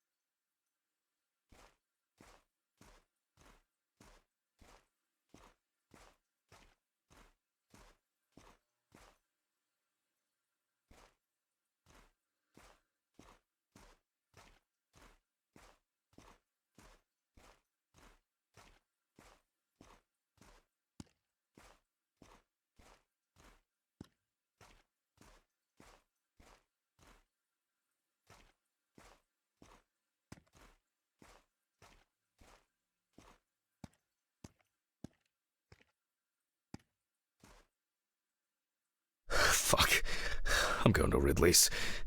Maybe he saw something.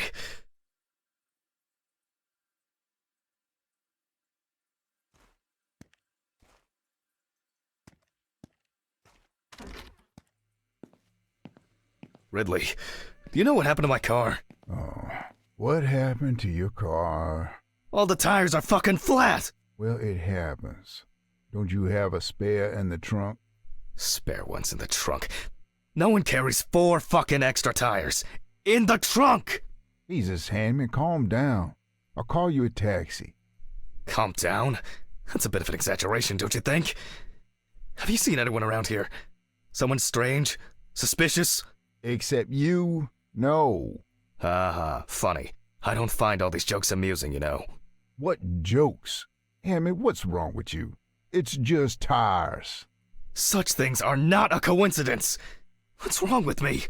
Things keep happening. Last week. And now this? Just go wait for the taxi, okay? Fresh air would do you good. Neither you nor I will do anything about it now. Neither you nor I will do anything? What have you been doing all day? Surely something like this can't just be overlooked. Maybe you should go outside and cool down. I'm calling a taxi. Cool down.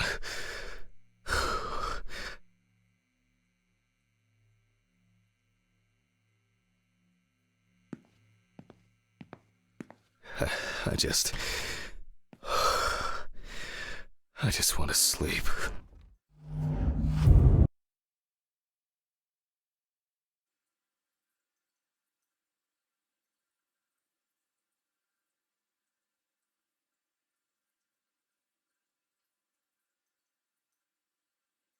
It would be easier just to move in and live here. I doubt I'll get reimbursed for the cab.